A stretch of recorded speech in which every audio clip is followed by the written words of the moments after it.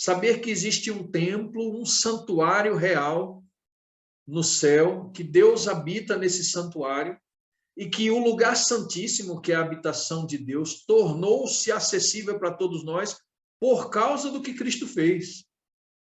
Então, louvado seja o nome do Senhor, porque Jesus nos deu acesso ao Pai. Ele disse, ninguém vai ao Pai senão através de mim, né? Louvado seja o nome do Senhor. Então, vamos começar a estudar a respeito do santuário hoje. É um assunto bem estimulante, bem interessante. Eu vou partilhar a minha tela aqui com vocês e vou abrir aqui o estudo do santuário. Então, vamos lá para as revelações do Apocalipse, né, de hoje, nosso curso de hoje. O Apocalipse fala também de um santuário no céu. E a gente sabe, segundo o que a Bíblia nos ensina, que Deus também deu uma ordem para que um santuário aqui na terra fosse construído. Ele tinha um objetivo didático, né, de ensinar para o seu povo o plano da redenção. Como é que acontece todo o plano de Deus para salvar a raça humana caída, né? Então, o santuário terrestre era uma cópia ou ilustração do santuário celestial. Quando a gente fala assim, tem um termo na teologia que a gente chama de tipo e antítipo. O tipo é uma sombra, né? Então, o tipo é um modelo do real. Sempre que alguém falar do tipo e do antítipo para você, lembre-se que o tipo é um modelo, é uma sombra do real, uma amostra do real. Então, essas medidas que a gente vai ver hoje do santuário, a disposição dos utensílios, dos móveis, é apenas um símbolo, uma sombra, uma expressão didática de Deus para ensinar a cada um de nós a respeito do santuário e do seu significado. Beleza? Em Êxodo 25, verso 8 e 9, e também o verso 40, está escrito assim. Esse é o momento da ordem de Deus ao seu povo para a construção do santuário. E me farão um santuário para que eu possa habitar no meio deles. Primeira coisa que eu quero chamar a sua atenção. Além de Deus ensinar para o povo a forma didática do plano da redenção, de como ele iria salvar a humanidade, ao recomendar a construção de um santuário, ele também já deixa claro o que ele tem em seu coração, que é o maior sonho de Deus, que é habitar no meio do seu povo.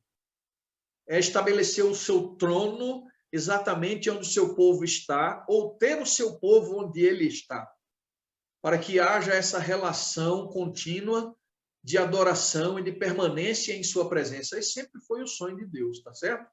Então, continuando. Segundo tudo o que eu te mostrar para modelo do tabernáculo e para modelo de todos os seus móveis, assim mesmo o fareis. Vê, pois, que tudo faças segundo o modelo que te foi mostrado no monte. Na Bíblia, santuário refere-se a um lugar para serviços de adoração. É ali onde o pecador se apresenta diante de Deus para adorá-lo. Deus ordenou a construção do santuário no deserto para que os crentes do Antigo Testamento tivessem uma lição. Olha aí, ó, a questão didática de ensino que eu vinha falando, né?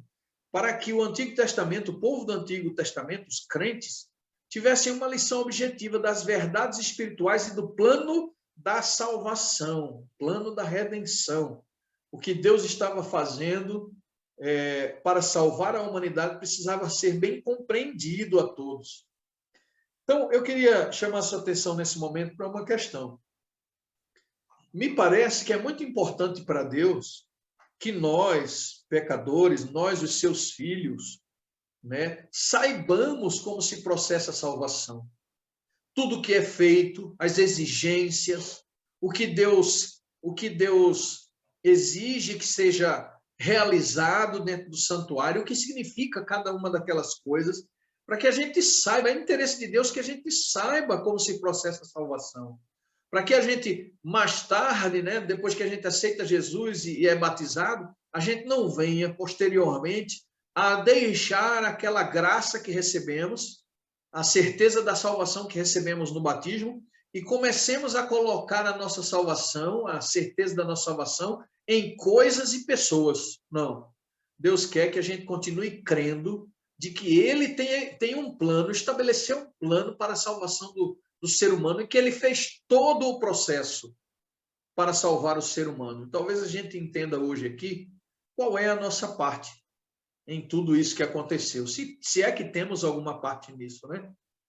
Então vamos lá. João, o profeta do Apocalipse, viu esse mesmo santuário mostrado a Moisés no céu. João, ele teve essa experiência, né? Essa coisa maravilhosa. Já imaginou você ter essa visão do santuário celestial, de como é o santuário celestial? Apocalipse 11, verso 19, comprova isso que nós acabamos de ler aqui. Olha o que ele viu. Abriu-se então o santuário de Deus, que se acha onde? No céu. Então, aqui a gente já tira uma das nossas dúvidas se é que ela existe, que ela exista. Será que realmente existe um santuário no céu? João viu, né? Então a Bíblia diz que João teve essa visão de um santuário no céu. E foi vista a Arca da Aliança no seu santuário. E sobrevieram relâmpagos, vozes, trovões, terremoto e grande saraivada. Olha que cena. Dá para imaginar isso?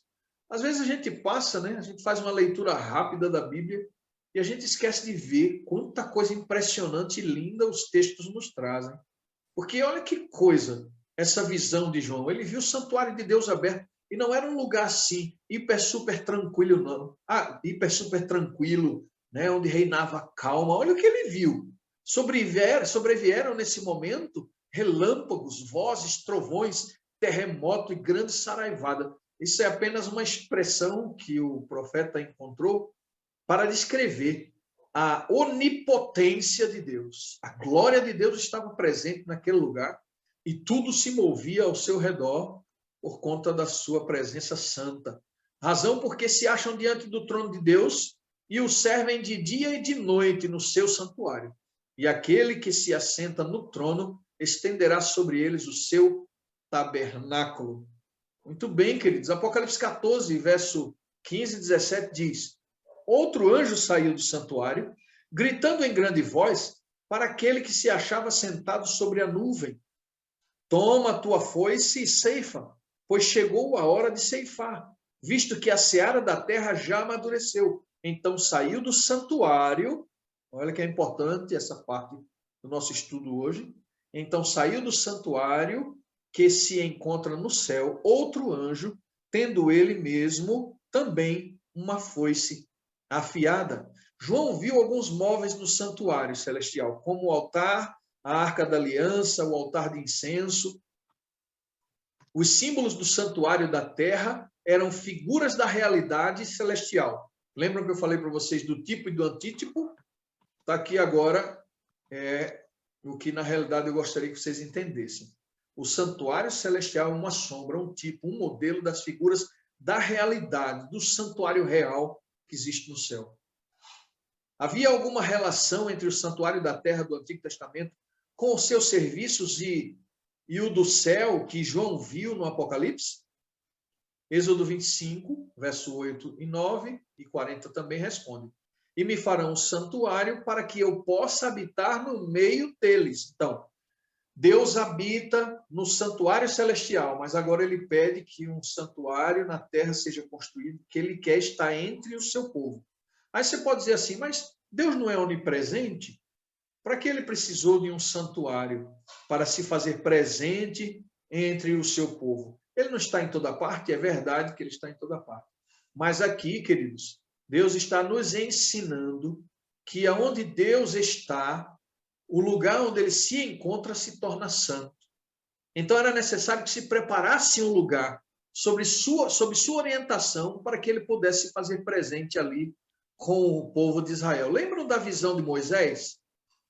Quando ele teve o primeiro contato com Deus e que ele ouviu a voz de Deus no meio de uma sarça ardente que ardia e não queimava o arbusto? Pronto. Esse evento mostra para a gente que o lugar onde Deus está se torna um lugar santo. Porque quando Moisés se aproximou, Deus disse para ele assim: Moisés, tira as sandálias dos teus pés, porque o lugar onde tu estás é lugar santo. Por que era santo? Por causa da presença de Deus. A intenção de Deus em habitar no meio de seu povo era também santificar o lugar, santificar o seu povo. Continuando o texto. Segundo tudo o que eu te mostrar, para modelo do tabernáculo e para modelo de todos os seus móveis, assim mesmo fareis. Vê, pois, que faças tudo segundo o modelo que te foi mostrado no monte. Esse texto nós lemos no início, mas foi necessário ler aqui novamente para a gente entender o que há em relação ao santuário celestial e o santuário terrestre. Então, em primeira mão, precisamos entender que Deus tinha a intenção de habitar no meio do povo, mas com uma intenção, a intenção de santificar o seu povo, tornar santo o lugar, tornar santa aquela nação, certo? Hebreus 8, verso 5 está escrito assim: os quais ministram em figura e sombra das coisas celestes. Assim como foi Moisés divinamente instruído quando estava para construir o tabernáculo, pois diz ele, vê que faça todas as coisas de acordo com o modelo que te foi mostrado no monte. Vocês estão vendo onde foi escrito esse texto aqui? Foi escrito por Paulo numa carta que ele escreveu aos Hebreus. Tá certo? Ele está falando justamente que o santuário terrestre que Moisés recebeu instrução para construir era um santuário que deveria ser a sombra das coisas celestes, um tipo do que realmente existe no céu. O santuário real, verdadeiro, genuíno, aquele que nunca teve início e nunca terá fim, está no céu. Louvado seja o nome do Senhor. Vejamos então como era o santuário terrestre e os seus serviços. O que era oferecido neste santuário? Fácil, né? Vocês já sabem. É isto uma parábola para a época presente, Hebreus 9, verso 9. E segundo esta, se oferecem tanto dons como sacrifícios, embora estes, no tocante à consciência, sejam ineficazes para aperfeiçoar aquele que presta culto. Quantas partes tinha o santuário? Então, esse último texto que nós estamos lendo aqui afirma que eram oferecidos sacrifícios no santuário. Quantas partes tinha o santuário? Hebreus 9, 1 a 5 diz, ora, a primeira aliança também tinha preceitos do serviço sagrado e o seu santuário terrestre. Com efeito, foi preparado o tabernáculo, cuja parte anterior, onde estavam o candeeiro e a mesa e a exposição dos pães e a chama do santo lugar, e a exposição dos pães se chama santo lugar. Por trás do segundo véu se encontrava o tabernáculo que se chama o Santo dos Santos. Estão aqui os compartimentos do santuário, ao qual pertencia um altar de ouro para o incenso, a arca da aliança totalmente coberta de ouro, na qual estava uma urna de ouro contendo o maná, o bordão de Arão, que floresceu, e as tábuas da aliança, e sobre ela os querubins de glória, que com a sua sombra cobriam o propiciatório. Destas coisas, todavia, não faremos agora pormenorizadamente. Não falaremos agora pormenorizadamente. Isso disse Paulo aos Hebreus. Então, está aqui uma figura de como funcionava o santuário. Temos aqui o pátio onde ficava o altar com os holocaustos o altar dos holocaustos que eram oferecidos os sacrifícios, a pia da purificação onde se lavavam as mãos. Aí, nessa parte aqui do tabernáculo, que é chamada de santo, ficava a mesa dos pães asmos, o altar de incenso e o castiçal, cada um com seu significado particular. E no Santíssimo ficava apenas a arca e o propiciatório. Na realidade, o propiciatório era nada mais, nada menos que aquela tampa que ficava sobre a arca com os dois querubins. E havia uma luz ali que não era acesa por mãos humanas, né? Aquela luz era nada mais, nada menos que a presença de Deus. Então, o acesso a essa parte do Santíssimo não era comum. Não se entrava aqui nessa parte de qualquer forma. Apenas uma vez por ano O sumo sacerdote entrava nesta área aqui do Santíssimo para fazer expiação por todo o povo de Israel. Então, vamos lá. Primeiro era o pátio, onde tinha o altar do sacrifício, como está escrito aí, se você quiser anotar. Em Efésios 5, verso 2.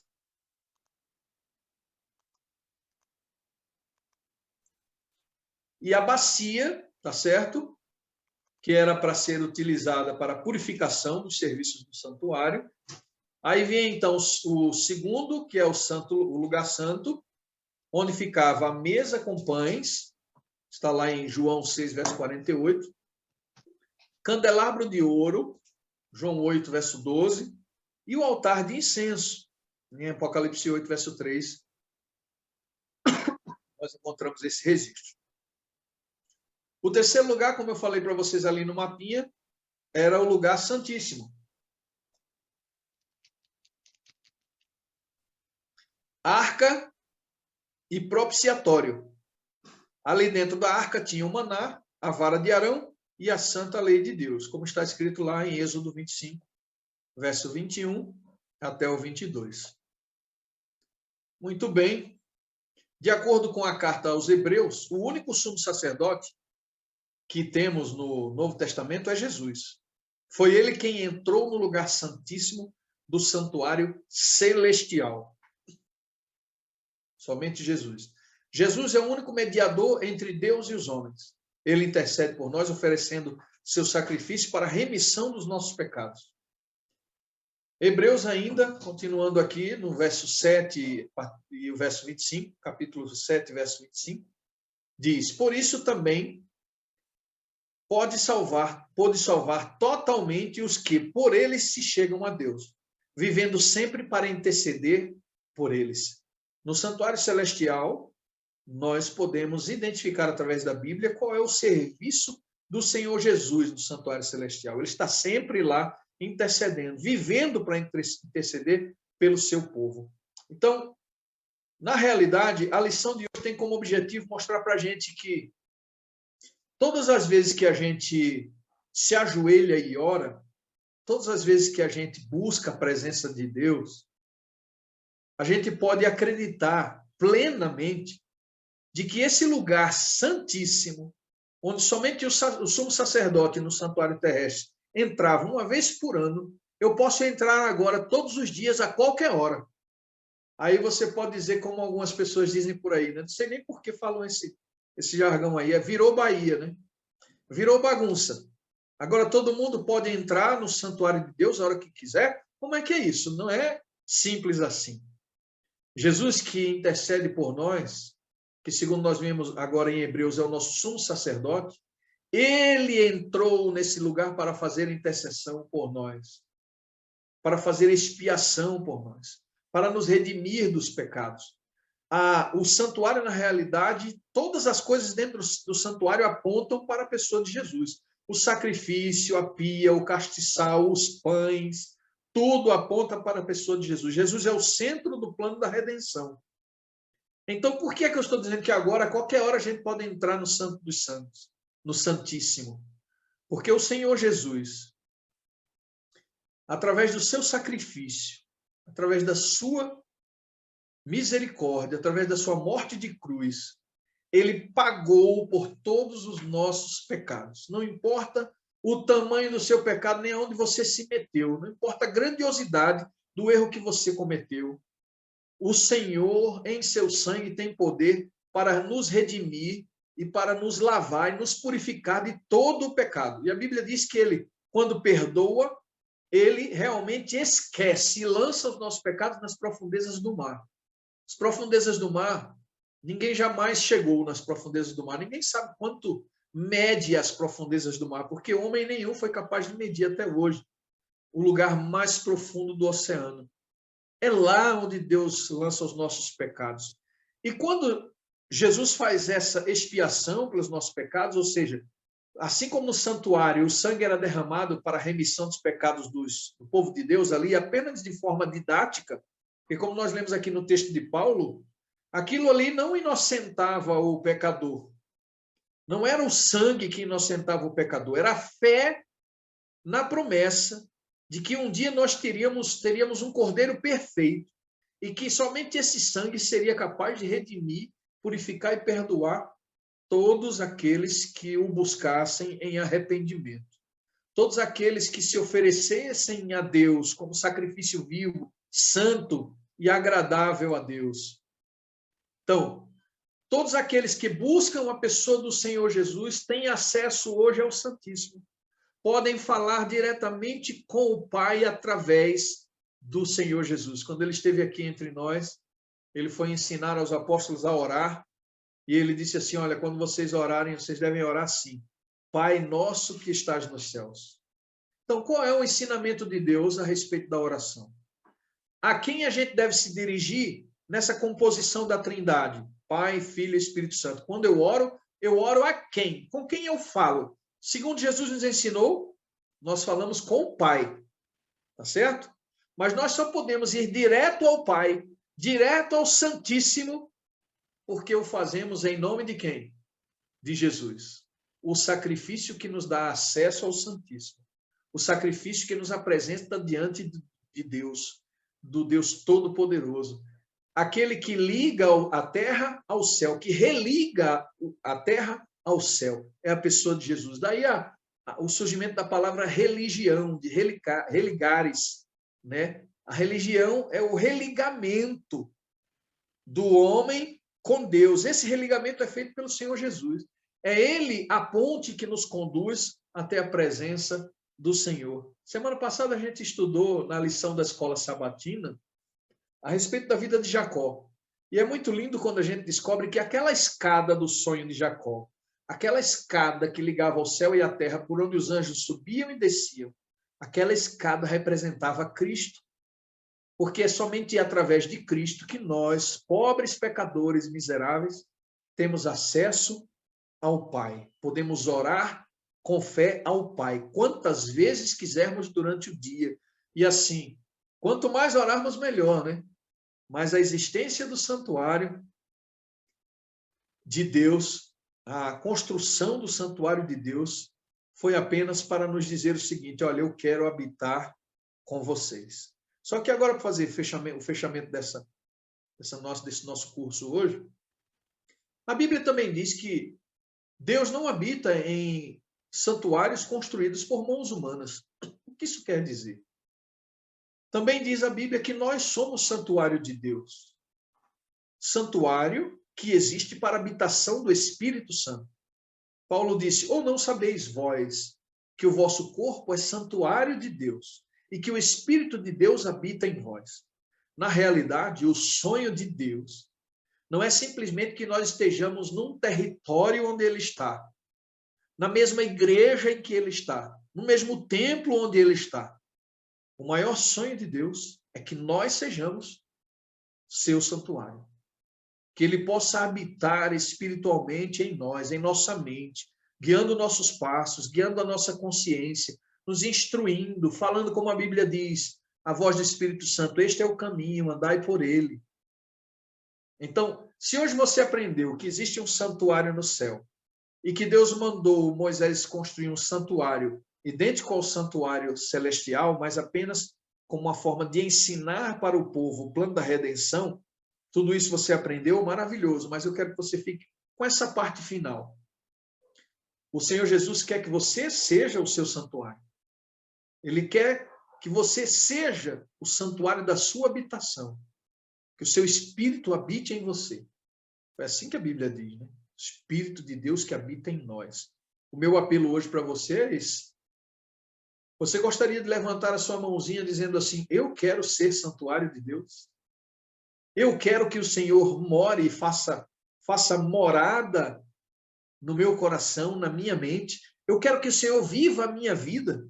Eu quero que Ele me inspire a ser como Ele é. Eu quero me parecer cada dia mais com Jesus. Isso se tornará possível se permitirmos que nós mesmos sejamos o santuário do Senhor. Quantos de vocês gostariam de dizer nesta tarde, eu quero ser santuário do Senhor? Se você quer que isso aconteça na tua vida, eu vou voltar aqui para a nossa tela aqui de galeria Se você quer que isso aconteça na sua vida, então, em nome de Jesus, ore junto comigo agora, dizendo: Senhor, não sei o que é preciso ainda para que o meu corpo seja o teu santuário. Eu não sei que tipo de mudanças ainda preciso fazer. Mas se há mudanças que precisam ser feitas, revela-me, Senhor, para que eu possa arrumar essa casa, para que os utensílios possam estar no seu devido lugar. Se necessário for destruir esse santuário para reconstruir, que assim seja, Senhor. Mas que eu seja santuário da tua habitação.